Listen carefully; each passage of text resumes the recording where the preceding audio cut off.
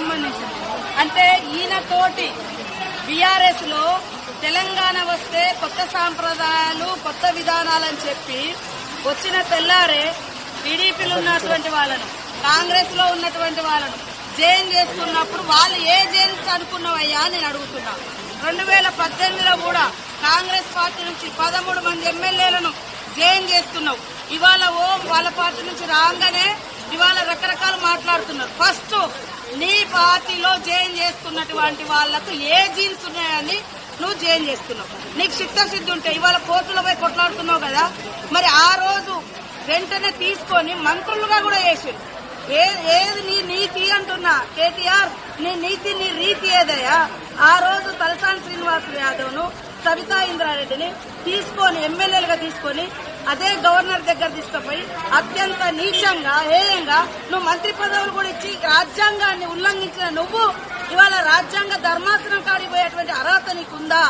First ఇప్పటికైనా నేను సవాల్ చేస్తున్నా.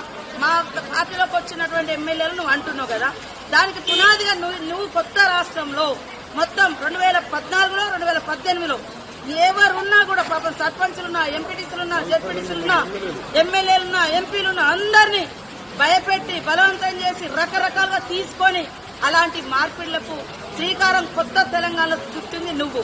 నీకు రాజ్యాంగం మీద గౌరవం ఉంది. ఇల్లు పోయారంటే మరి నీ పార్టీలో ఉన్న ఒక్కరిని కూడా ఎందుకు నువ్వు రాజీనామా చేసి మళ్ళీ ఎలక్షన్కి రాలే? ఇవాళ డిమాండ్ చేస్తా ఉన్నావు. అదే కాకుండా ఇప్పటికి మీరు సవాల్ చేస్తున్నావు. మీ పార్టీలో ఇతర పార్టీ నుంచి వచ్చిన వాళ్ళు ఇప్పుడు కూడా గెలుచున్నారు, వాళ్ళని కూడా రాజీనామా చేయొచ్చు. ఆ రోజు మా పార్టీ నుంచి వచ్చిన వాళ్ళు సబితా ఇంద్రారెడ్డి గాని, సుధీర్ రెడ్డి గాని, లేకుంటే ఇతర టీడీపీ నుంచి వచ్చిన తలసాని శ్రీనివాస్ యాదవ్ గాని, మళ్ళా ఇప్పుడు ఎమ్మెల్యేలు ఉన్నారు కదా, ఆ రోజు వాళ్ళు రాజీనామా చేయకుండా మీ పార్టీలకు వచ్చారు కదా, మీ పార్టీలకు ఈ రోజు రాజీనామా చేయించప్పుడు మా దాంట్లోకి వచ్చిన వాళ్ళు అడిగితే జనం హర్షిస్తారు. కానీ నీకో నీతి మందికో నీతి అనడం ఇది ఎవరు కూడా హర్షించరు. కాబట్టి ఆ యూట్యూబ్లు పెట్టుకొని చూపించుకున్నంత మాత్రాన ఎవరు ఏదో పేడి ఆర్టిస్టులతో మాట్లాడిస్తే అది కాదు. కాబట్టి ప్రజలకు తెలుసు నువ్వేం మాట్లాడి, నువ్వు 10 ఏళ్ళ అధికారంలో నువ్వేం చేసినావు పబ్లిక్ తెలుసు. కాబట్టి అది మర్చిపోయి ఇతరులను ప్రశ్నించే నైతిక అర్హత నీకు లేదు. Please subscribe to KTV Telugu. KTV Telugu.